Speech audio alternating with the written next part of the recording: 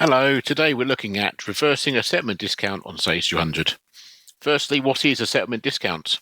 If you pay a supplier within a VAT scheme for quick payments, meaning if you pay an invoice within a particular time frame and you pay a reduced amount of VAT, this encourages you to pay their invoices quicker than normal and you pay less. So when the payment is raised and you're allocating it to the invoice, the amount paid is less than the invoice value due to paying within the time frame. However, if you make an error in this situation, you do it against the wrong invoice or you put the wrong values in, how can you correct it? Okay, so there are two ways of recording a settlement discount. If you've recorded it this way, so when you go into payments, type in the value that you're paying for an invoice. So, for example, my invoice was for £100 plus VAT. I'm paying £117 and I've knocked off £3 because that's the value to knock off for quick payments. If I put the value in here, settlement discount, and save that, if I then go through to allocate it to the invoice, I of course could have used the save and allocate button. You can see here it shows as £120. And if I go through and put the values against the invoice, if I save the allocation, when we go into here, what we can see, if we show our transactions, it's quite straightforward to reverse because all we do is unallocate it within our correction screen. The correction screen lives in the transaction inquiries.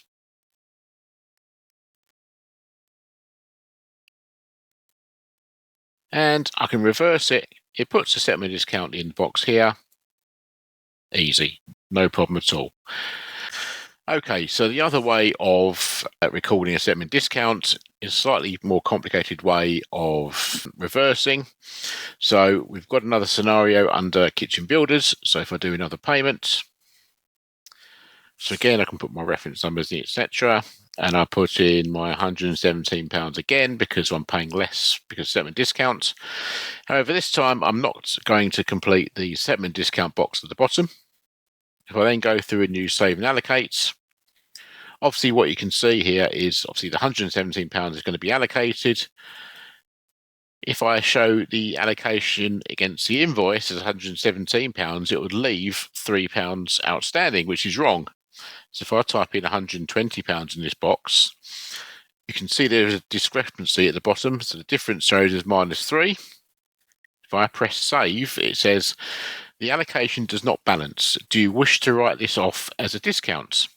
If I say no, you can go back to the screen and change whatever you want without posting anything. If I say yes, it will post a separate settlement discount. To show you what I mean there, by looking at this in transaction inquiry, showing outstanding transactions, you can see here I've got my invoice for £120, my payment for £117, but this time you've got a separate transaction for settlement discount showing as set disc in reference for £3. So if I drill down on this, it shows as a payment, but it hasn't affected the bank.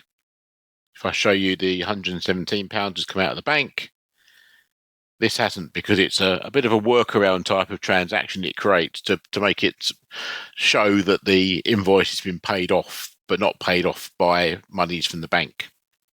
So if you look at the nominal drill down, you can see here that it's not affected the bank nominal code either. It's literally showing a value adjusted to reduce the value outstanding on the creditor's control accounts and to show that the other side has gone into discounts. So let's just say I've made a mistake and I've processed this payment incorrectly. It shouldn't have been posted with a settlement discount. How can I reverse it now? If I go into corrections, basically before you can correct any transaction, you have to make sure it's unallocated. So if I go into allocations, I can go into here and select my settlement discount and press edit. Let's just say I want to start again and make sure things are paid properly. So I will unallocate everything.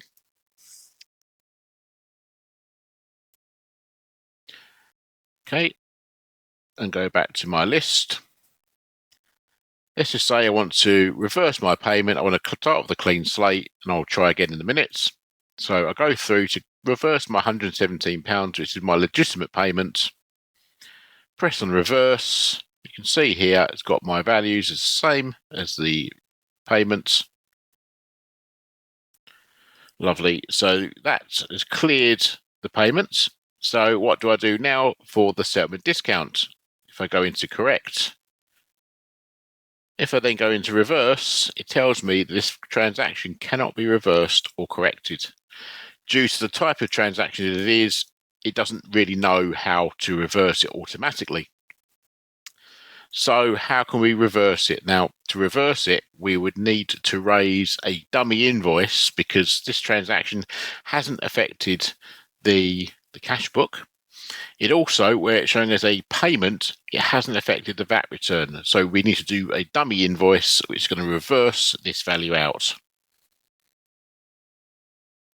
So if we now go into raise an invoice, we can put a reference number in there, maybe to say what it is. So when you're looking back at it, it gives you an idea what has gone wrong in the past. So you can see here, I'll put a reference in, same date as the transaction, put £3 in here. I'll then go into the nominal and VAT analysis firstly to select that this is non-VATable, as again, the original reversal is a payment, but this one is for the settlement discount, and this settlement discount hasn't affected the VAT return. So we're going to change that to non-VATable. We then change the nominal analysis to be the same nominal code as on the settlement discount, which was 39200. So if I now save that, I'll go through to allocate this transaction.